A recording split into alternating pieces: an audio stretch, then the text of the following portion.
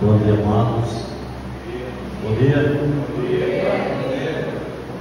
Vamos abrir as nossas Bíblias para Apocalipse, capítulo 3. Apocalipse, capítulo 3. Vamos ler os versos de 7 a 13. Apocalipse, capítulo 3, versos 7 a 13.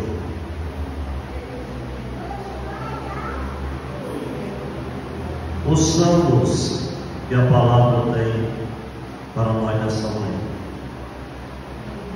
Ao anjo da igreja em Filadélfia escreve: estas coisas diz o santo, o verdadeiro, aquele que tem a chave de Davi, que abre e ninguém fechará, que fecha e ninguém abrirá. Conheço as tuas obras. Eis que teu posto diante de ti uma porta aberta, a qual ninguém pode fechar. Que tens pouca força, entretanto guardaste a minha palavra e não negaste o meu nome. Eis farei que alguns dos que são da sinagoga de Satanás, desses que a si mesmos se declaram judeus não são, mas mentem, eis que eu os farei vir e prostrar-se aos teus pés, e conhecer que eu te amei, porque guardaste a minha palavra da minha perseverança.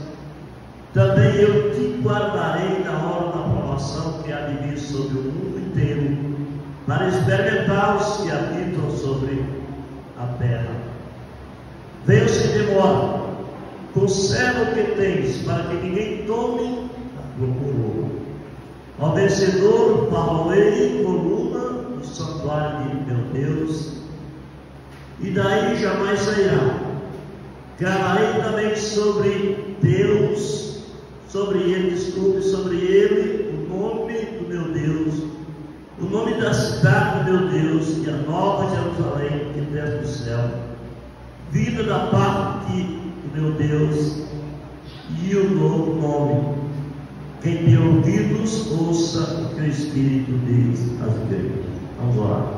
Pai amado, muito obrigado pela tua palavra tão bela, tão preciosa, que nos traz refrigério, deleite, que nos traz alento para os dias difíceis. Obrigado pelas lições aqui ensinadas, por tudo que foi falado aqui nesse culto, nesses dias. Que saiamos daqui diferentes, levando mensagem sublime e extraordinária do Evangelho. Que possamos viver de maneira que o mundo possa ver em nós a presença de Jesus. Venhamos a ser luz e sal da terra. Venhamos a ser modelo neste mundo tão cheio de depravação. Que o Senhor nos ajude a sermos diferentes, a amarmos uns aos outros, a sermos, na verdade, fiéis e verdadeiros.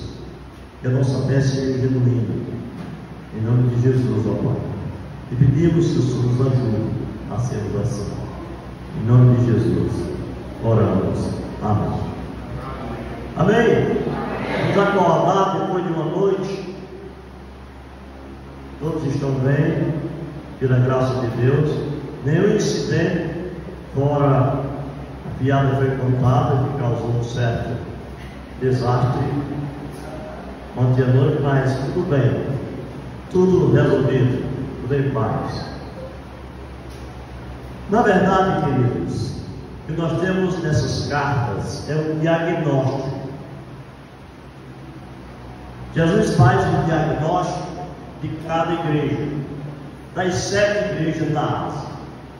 É como aquele médico cuidadoso, que com esmero, dedicação e zelo, ele faz aquele diagnóstico completo do nosso corpo. E depois ele aplica a medicação que é necessária para corrigir o mal que está em nós.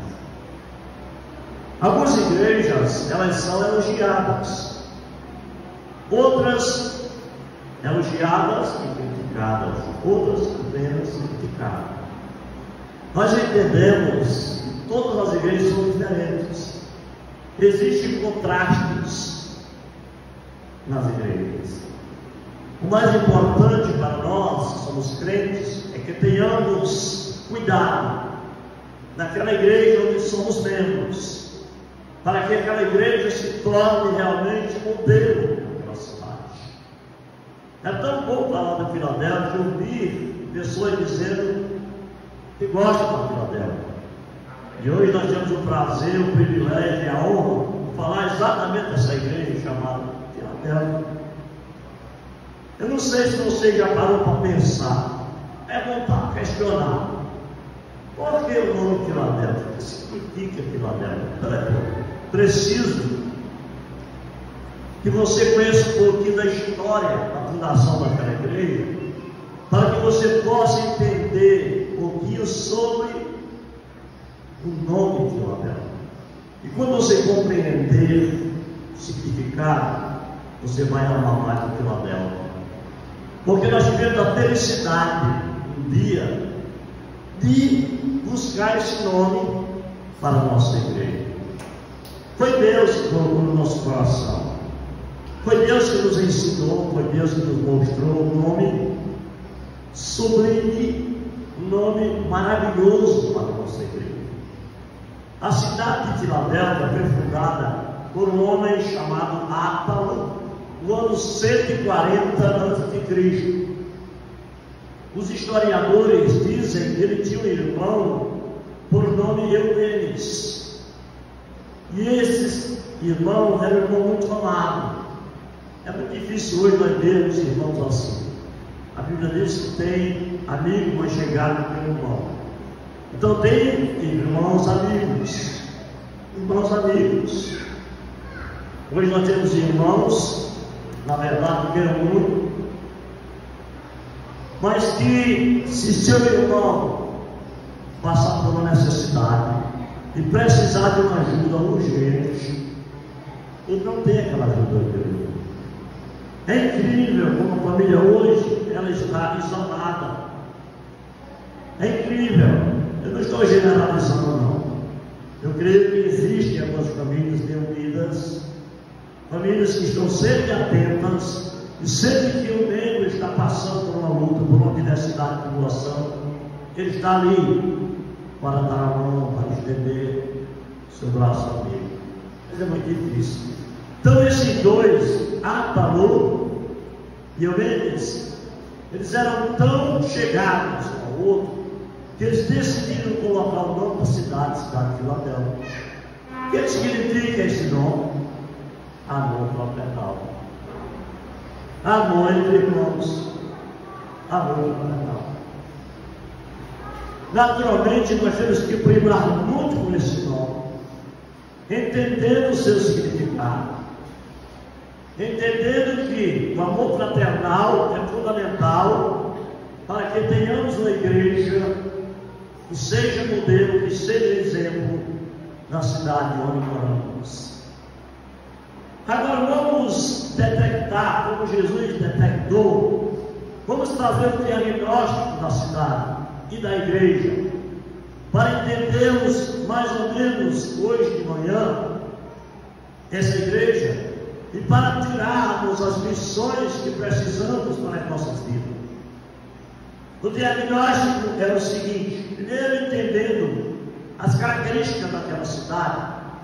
Aquela cidade ficava numa área muito difícil, próximo de uma área vulcânica, suscetível a grandes terremotos. Teve até um terremoto de grande magnitude, e depois daquele terremoto, o imperador romano chamado Tibério, ele reergueu de novo aquela cidade. Então é uma cidade assim, difícil. Em Marizal nós sofremos por causa do clima, mas não é uma cidade com problemas catastróficos. com calamidades. Mas existem algumas cidades próximas desses lugares, e de vez em quando elas são sacudidas por grandes terremotos. Muita gente morre. Agora, olhando aqui a igreja, observando aqui as características daquela igreja, que nós vamos perceber, em primeiro lugar, é que aquela igreja, ela estava sob o domínio da soberania de Jesus Cristo. Como é importante nós sabermos que mesmo nas fraquezas, mesmo nas adversidades, nas dificuldades, nós podemos contar com a presença do Senhor Jesus. E por que nós podemos contar com a presença de Jesus? E não de um homem comum, de um homem qualquer. De um Jesus que a Bíblia diz que ele é santo, verdadeiro. Santo, verdadeiro. Então é necessário nós olharmos para um Jesus puro, que não mente, que não vacila, que não falha. Suas promessas, elas se cumprem cabalmente em nossas vidas. Eu tenho acompanhado durante todos esses anos na igreja uma trajetória, irmão, francamente, irmãos, eu peço a você que passe essa alternância, essa retrospectiva da igreja para o Alberto Tomás. Como foi que nós entramos nela? Como alguns irmãos chegaram até lá? Como estão hoje? Alguns nasceram ali, naquela igreja. Eu tive a oportunidade de acompanhar a vida de cada um e de perceber que cada um foi crescendo, crescendo, crescendo, e Deus foi abençoando. Agora é uma igreja. Muitos irmãos estão muito voltados para o estudo, para estudar. Já perceberam isso? Os irmãos gostam, os jovens gostam de estudar. E eu sempre estou alertando, incentivando, estimulando os irmãos a estudarem. Tem irmãos que vão em doutoras, tem alguns com mestrado, muitos empregados, muitos irmãos abençoados. E é o que nós vamos ver aqui nessa manhã. É o que Jesus realmente faz com cada um de nós. Não é que a gente esteja buscando riqueza, não é que a gente esteja colocando como prioridade a vida material, mas a vida material faz parte. Não é possível nós dizermos que a Bíblia não fala de prosperidade, como algumas igrejas dizem. Agora a gente não pode colocar esse estudo, essa mensagem, como uma mensagem central da igreja. A mensagem central é a mensagem de salvação. Estamos nos preparando para a eternidade. E como a vida é curta, a gente tem que visar, primeiramente, focar primeiramente nossos pensamentos nessa mensagem. Mas enquanto estamos aqui, nós precisamos de ter dinheiro para o retiro, para termos um retiro mais tranquilo. Nós precisamos de irmãos, sejam voluntários, sejam abençoados para abençoar os outros. Irmãos que possam conseguir seus empregos, ganhar seu dinheiro, ter tranquilidade, comodidade, porque Deus é um Deus rico. Então nós precisamos conhecer a soberania de Deus nesse aspecto. Ele é um Deus onisciente que conhece as mais profundas necessidades, Ele conhece o nosso coração, Ele conhece tudo sobre nós. Por isso, quando ele escreve a igreja de Filadélfia, ele faz promessa no versículo 8, Acompanhe comigo. Conheço as tuas obras, eis que tinha uma porta aberta, a qual ninguém pode fechar. Ninguém pode fechar, amém, querido? Ninguém pode fechar a porta que Deus abre para você.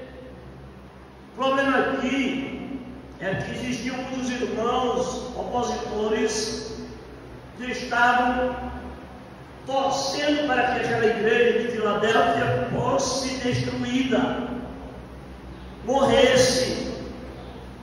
Mas o certo é que a palavra diz claramente, Jesus disse claramente: eu estou aqui, ninguém pode fechar a porta, ninguém. Esse negócio de olho gordo, de macumba, de feitiçaria, de trebice, de tudo, isso tudo é balela, é ilusão para aqueles que creem. Se você busca Jesus verdadeiramente, você tem um amigo inseparável, incomparável, que está presente na sua vida continuamente. Que você esteja morando na capital, que você esteja morando no longe, que você esteja em casa viajando, que você esteja na escola, que você esteja buscando alguma empresa, uma instituição, tudo. Deus está ali presente, cuidando. Jesus está ali dentro de você, cuidando da porta. E essa porta vai se fechar? Depende. Se nós temos uma comunhão plena com o nosso Deus, se estamos orando incessantemente, pedindo a proteção de Deus, que Deus aparte de nós os nossos adversários ferrenhos, muitas vezes, aqueles que torcem diariamente para que você seja destruído. Se você, por exemplo, administra uma grande empresa, ou se você é diretor de uma escola, se você é gerente de uma grande instituição, se você faz qualquer coisa, é evidente, é lógico que tem alguém ao seu lado torcendo pela sua derrota. Mas você nem vai ligar com isso, querido. Nem vai se preocupar, deixar dormir com isso. Se você tem uma loja, tem um vizinho que chega e diz: eu vou colocar essa loja, o intuito da minha loja é destruir. Saiba, meu querido, que Ele é que vai ser o destino. Saiba que Deus vai olhar para você que está orando e está colocando a sua empresa nas mãos do Senhor.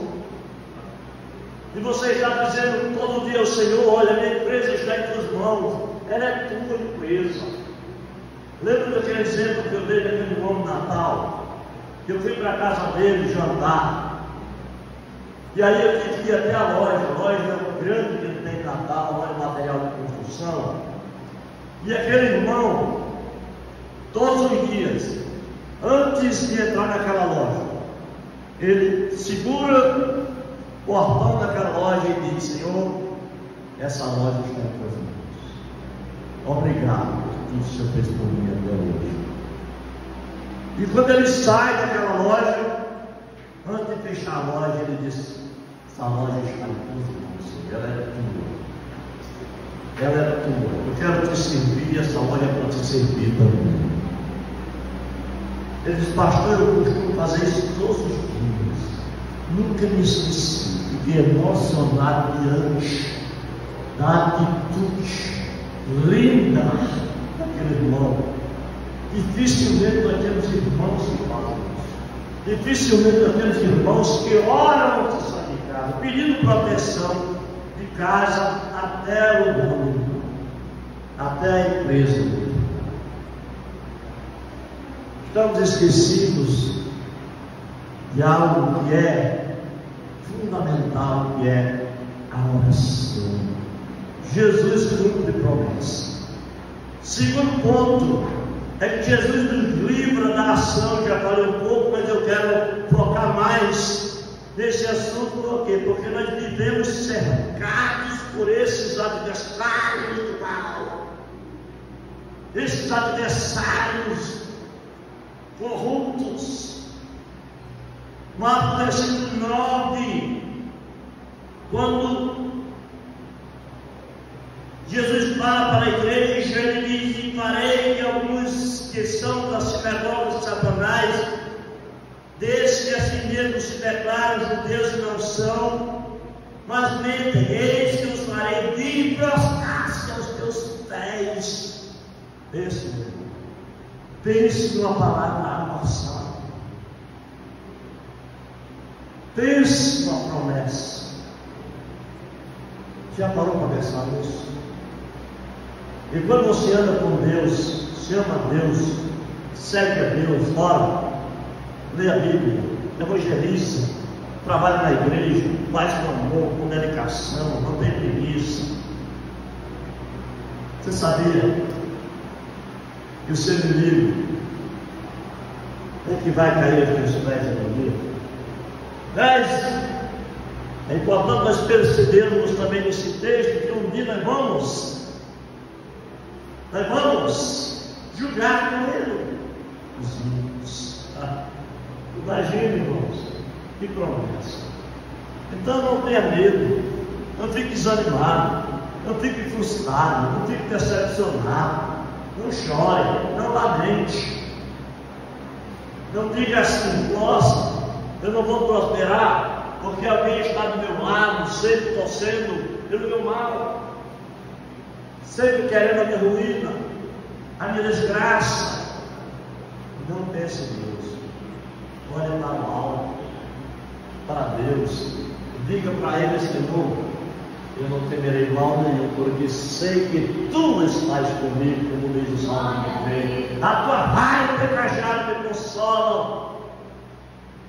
Aí você vai olhar para o Salmo 91, que habita no esconderijo do Altíssimo, e descansa a sombra do Onipotente. Diz ao Senhor: meu refúgio e meu valor. Deus nele que confio, pois Ele me livrará do mal passageiro, da peste perniciosa, cobrir-te-á com as tuas penas e todos os teus atos. Quando criança, né, assim, o gato,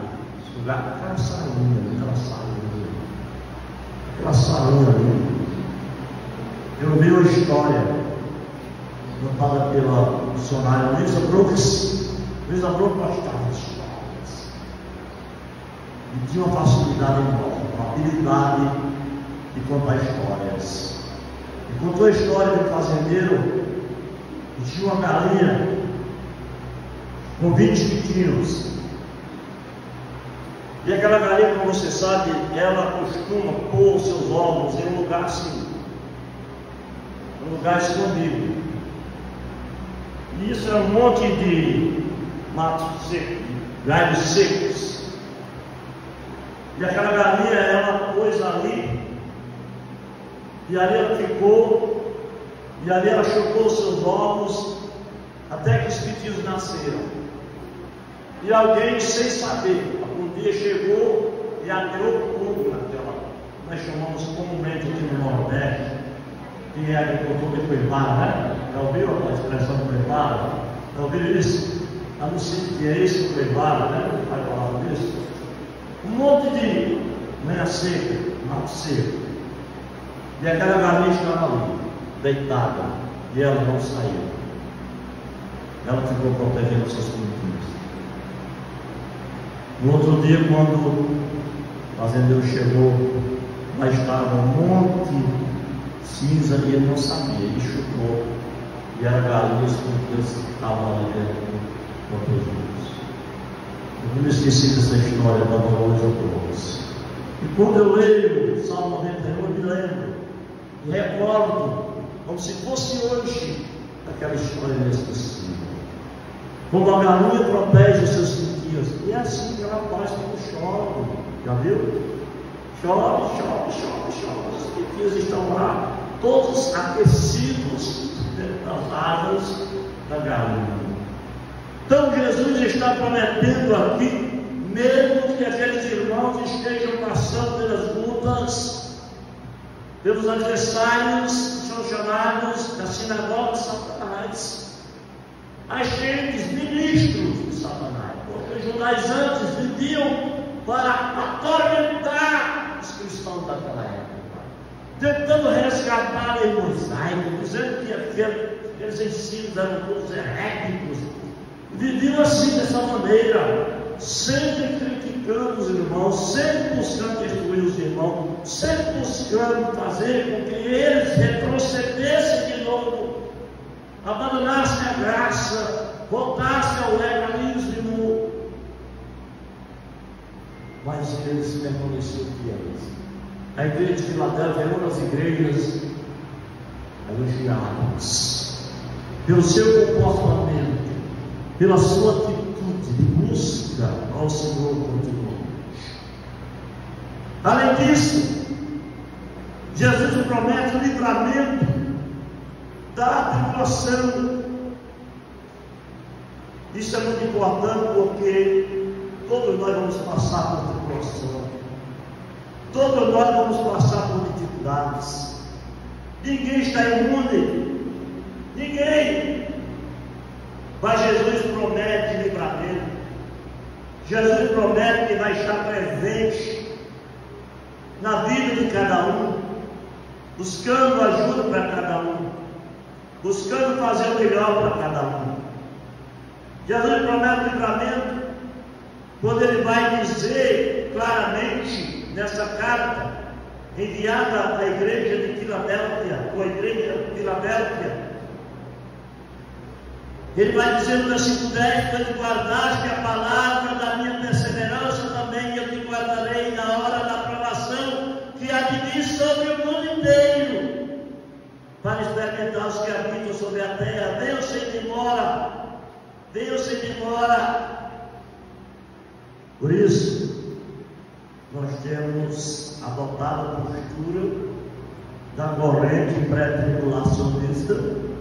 Eu, desde cedo, aprendi no seminário, mas mesmo antes de ir para o seminário, eu já compreendi que quando o assunto é a grande tribulação, e esse é um assunto que a gente não vai adentrar aqui, porque é um assunto para outro momento, mas pegando apenas um gancho aqui para entendermos realmente que o Senhor vai estar presente, nos protegendo desse momento, que é o momento crucial da história do mundo, e a gente não está vivendo isso, mas a gente está vivendo um momento que já, claramente, nós temos evidências concretas, sinais, não há como negar isso. Mas o que acontece aqui é que a palavra do Senhor está nos prometendo livramento, proteção. O importante é isso. Não faz sentido nós fazermos conjecturas, muitas vezes humanas, baseadas no nosso ego, na nossa vontade, nossos desejos, achando sim que a gente deve querer assim, que é assim. Não é mais. É claro que Romanos 8:1 diz: e agora já nenhuma condenação há para os que estão em quem? Em Cristo Jesus. Romanos 8:1. Nenhuma condenação há para os que estão em Cristo Jesus. Nenhuma.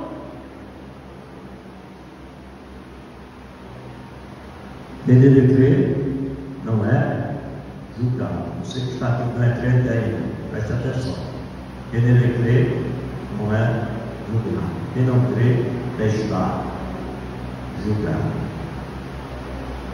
Eu não creio no que Jesus fala. Se ele diz aqui no início, irmão, preste atenção nisso, santo e verdadeiro. A palavra verdadeiro está lá em João 14:6. Eu sou o caminho, a verdade e a vida. Se eu creio nesse Cristo que é verdadeiro, eu não tenho como negar que Ele vai me proteger. Se eu aceitei verdadeiramente a Cristo, eu vou ter que enfrentar os desafios, eu vou ter que renunciar a muita coisa. Hoje a gente tem observado que algumas famílias, alguns casais que estão separados, quando você vai fazer visão, vai conversar, vai ver que existem vários problemas. Um problema só, não é só um problema, não é só um problema. Eu acho que um dos problemas é o problema conjugal mesmo, militar. Me dá. Se somos crentes em Cristo, eu, por exemplo, eu tenho uma experiência de ver uma só mulher.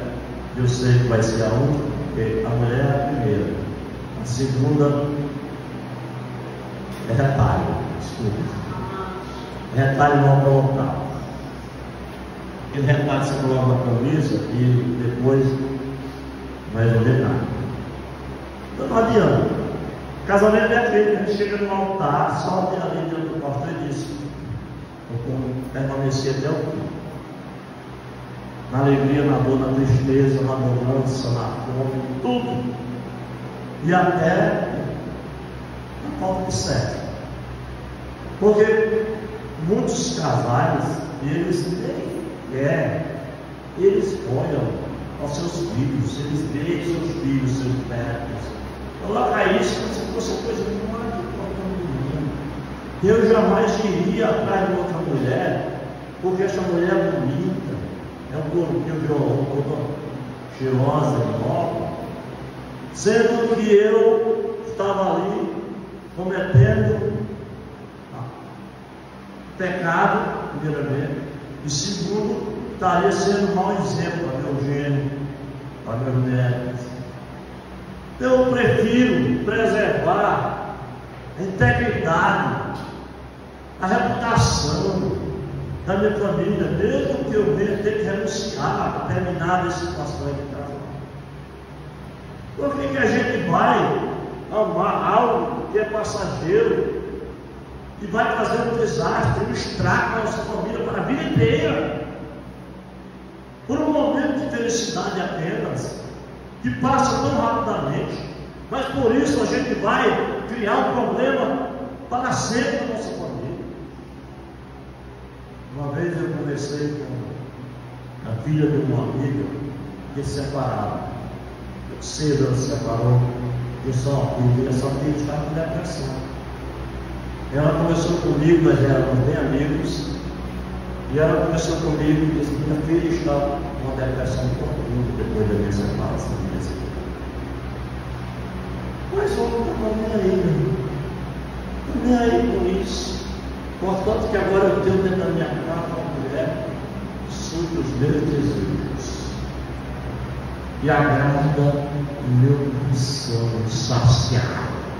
Eu gosto disso, então eu vou seguir assim, mesmo que ela morra. Eu nem ligo para isso, eu nem sei o que está acontecendo. Que falta de amor você tem. Que falta de responsabilidade. Que falta de responsabilidade. Ainda nesse texto, nessa manhã, Jesus faz uma advertência sobre sua vinda iminente.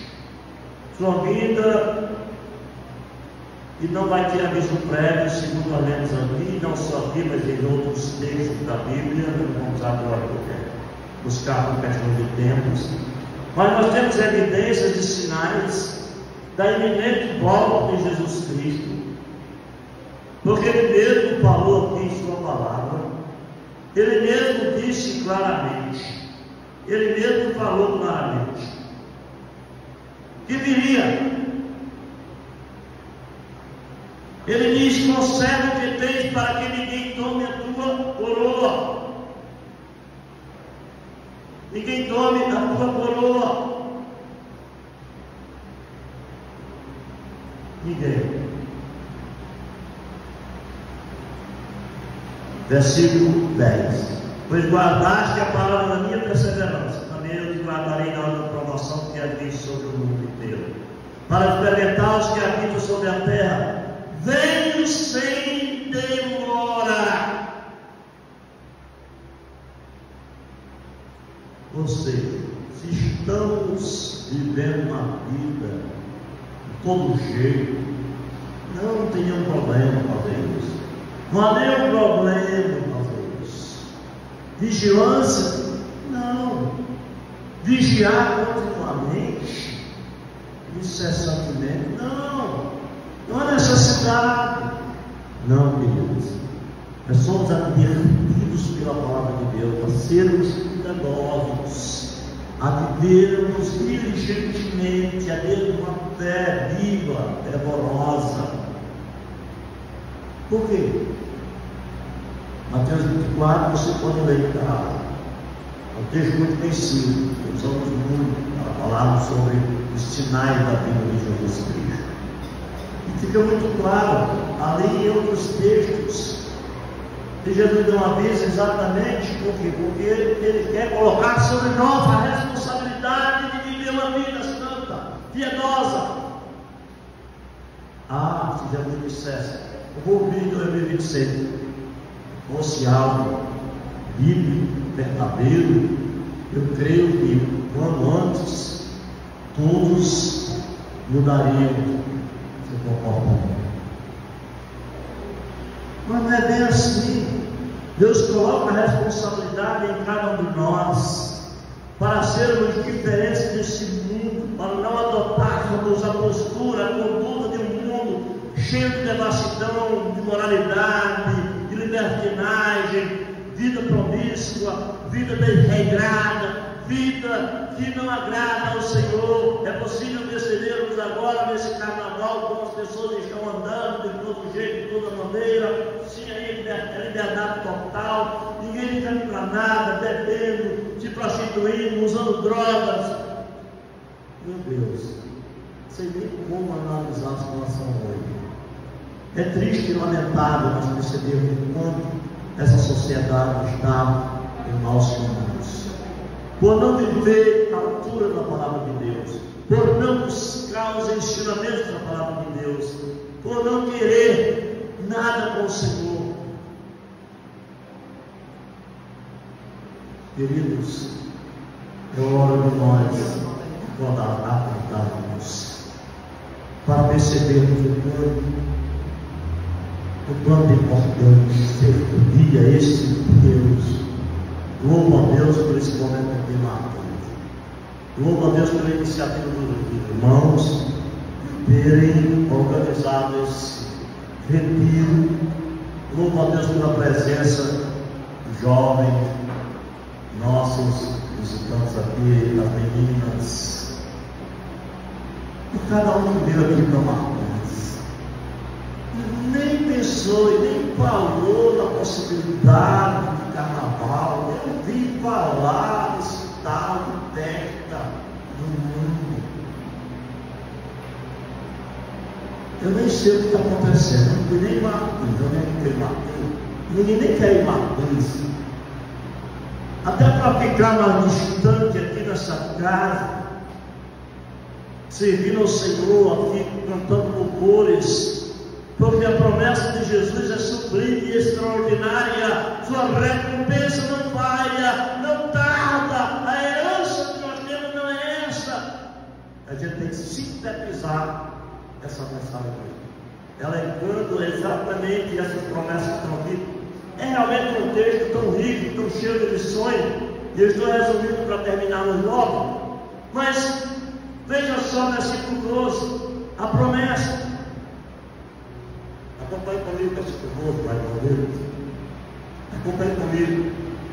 Ao vencedor, farolei coluna no santuário do meu Deus, e daí jamais sairá.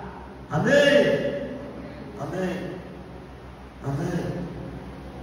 Gravarei também sobre ele o nome do meu Deus,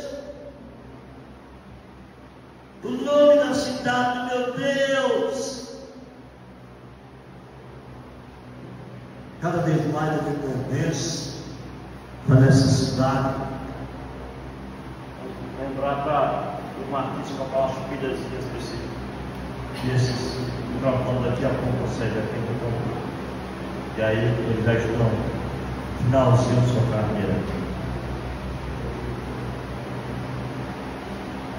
Cada vez mais eu me convenço.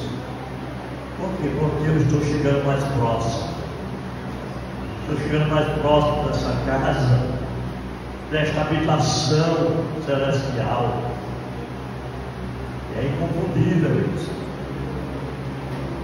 Não tem como não pensar. Não tem como, porque você vai alimentar o seu espírito agora, não mais pensando em comprar carro de luxo. Alguém até já perguntou algumas vezes se eu ia trocar o meu carro, e eu disse: não, acho que não, acho que esse já dá para terminar o tempo. Não estou sendo pessimista, não, estou sendo realista. Estou mais ou menos Ariano Suassuna, um otimista realista. O otimismo nunca acaba, vigor nunca acaba. Eu creio nisso. Deus está revigorando o meu coração. Claro que Ele está revigorando o meu coração. Claro que Ele está me concedendo saúde, que é o mais importante. Claro. Mas ao mesmo tempo, estou sendo consciente. Quando eu leio a Bíblia e leio essas promessas que estão aqui inseridas na palavra de Deus, ao vencedor eu falei, coluna, então eu procuro cada vez mais me aproximar do trono de Deus. Mas eu sou tão fraco, até porque a igreja de Filadélfia era bem conhecida como essa igreja. Mas não era só a igreja de Filadélfia que era fraca. Também fosse uma característica mais marcante, algo que Jesus detectou quando fez o diagnóstico da igreja. Claro, até porque eles eram seres humanos, falíveis, tangíveis, vulneráveis. Eles eram seres humanos, mas ao mesmo tempo eles eram seres humanos diferentes. Mas eu sou um ser humano cheio de fraqueza. Pastor, me ajude. Claro, estamos aqui para isso. É a nossa missão. Sei que ela é árdua, muitas vezes é dolorosa, muitas vezes a gente tem que falar a verdade, talvez mexer na ferida, tocar no ponto fraco, mas é nosso dever fazer, porque a gente entende que se nós renunciarmos aquilo que atrapalha a nossa vida, que é incompatível com os ensinamentos, com os princípios, com os estatutos da palavra de Deus, aí eu sei que isso vai me fazer mal, vai fazer mal a minha comunidade, a minha igreja, a minha família. Então eu renuncio, mesmo que seja caro, mesmo que eu tenha que fazer um esforço, mas eu faço esse esforço olhando firmemente para a promessa. O vencedor falou: em coluna no santuário do meu Deus, e daí jamais sairá. Guardarei também sobre ele o nome, ou gravarei a pessoa.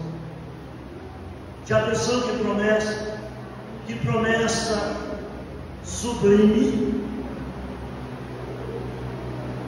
sublime, gravarei também sobre ele o nome do meu Deus. Quem é Deus?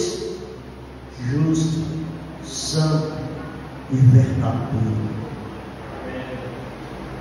A recompensa da herança sintetizada aqui, da promessa inabalável, é que Ele abre a porta.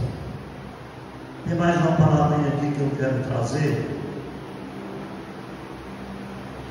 para você, que é importante. Quando Ele diz que tem a chave.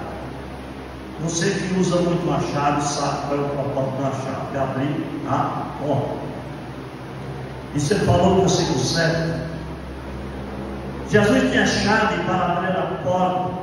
Chave aqui é símbolo de autoridade de Cristo. Claro, se Ele é o caminho, é a verdade e a vida, então só Ele tem a chave verdadeira para abrir a porta do ninguém. Fechar a porta jamais.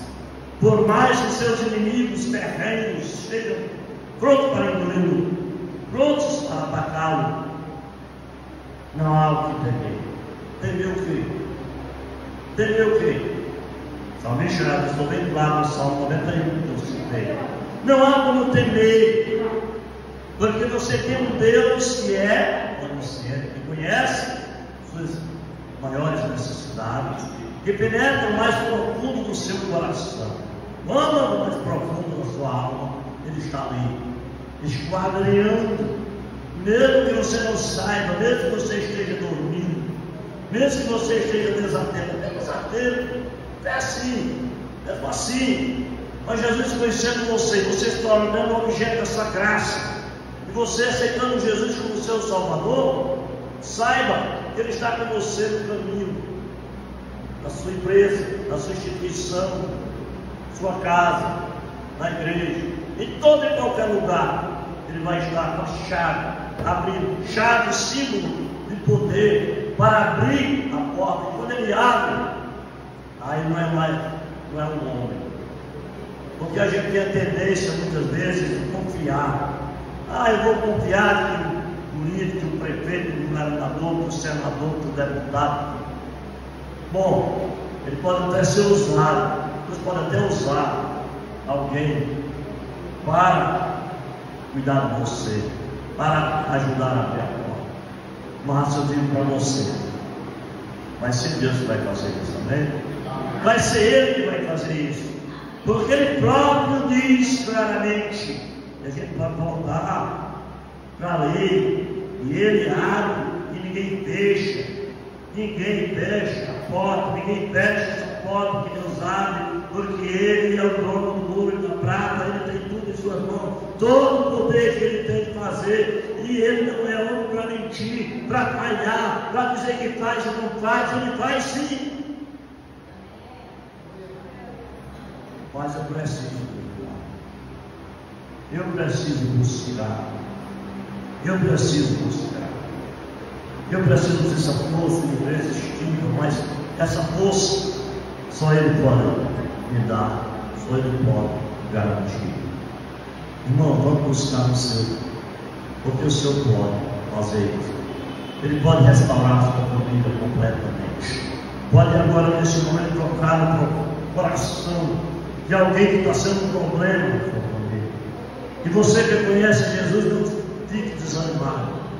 Não siga os caminhos dessa pessoa, porque essa pessoa está indo por caminhos errados. Então, eu vou ter que ir, porque eu sei que vai melhorar, satisfazer os seus desejos, porque eu sei que vai resolver, vai amenizar, apaziguar a situação. Ela será resolvida no momento em que eu reconhecer que eu tenho que segui-lo, eu tenho que obedecer. Não, você tem que obedecer a Deus. Amém?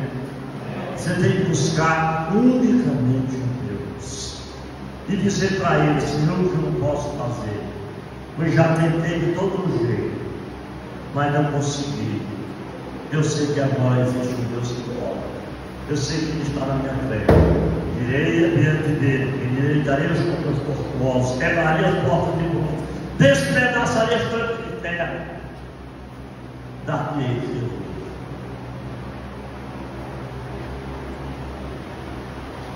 E as riquezas que você nem conhece. Hoje eu posso encerrar falando bênçãos que Deus tem na minha família. Né? Foram bênçãos tão grandes, e a ficha dele não caiu. Demorou muito a cair a ficha quando meu jeito foi chamado para trabalhar, quando a minha filha foi chamada para trabalhar. Demorou a cair. Eu até então não entendi. Eu só orava. Os oráculos da vontade de Deus são insondáveis, seus desígnios são inescrutáveis.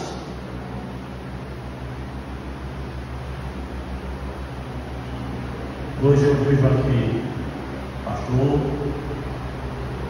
Lucas Moura, Renato. E a Deus chamei ele de Lucas Belo, no corpo, sabe por quê? Porque aquela cantora chamada Renato Mendes. Lembra aquela cantora chamada Renato Mendes? Eu confundi. E uma vez ela veio cantar no culto da nossa igreja, lembra? Renato Mendes, ela cantou evangélica, eu confundi. Mas eu acho que Deus está no comando e está agindo, não sou eu, porque se fosse eu, não está certo. Porque nós, pelo menos eu tenho orado por alguns anos ininterruptos, porque eu me preocupo com o futuro da igreja. A igreja não é minha empresa, Esse vem mesmo. A igreja não é meu emprego. Não é meu emprego. Até porque nós não temos emprego, né, pastor? Não temos emprego, não. Até agora ninguém assinou a carteira do pastor, não falou no teto, não falou nas férias, não falou no texto de férias, fundo de garantia.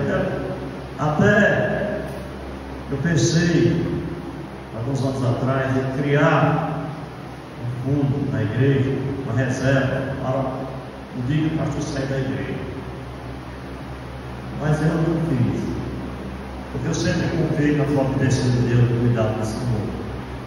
Seria tão interessante que nós tivéssemos uma conta de reserva, uma poupança, fosse colocando um dinheirinho ali todo mês, porque se a igreja de Marizal tivesse feito isso, hoje eu estava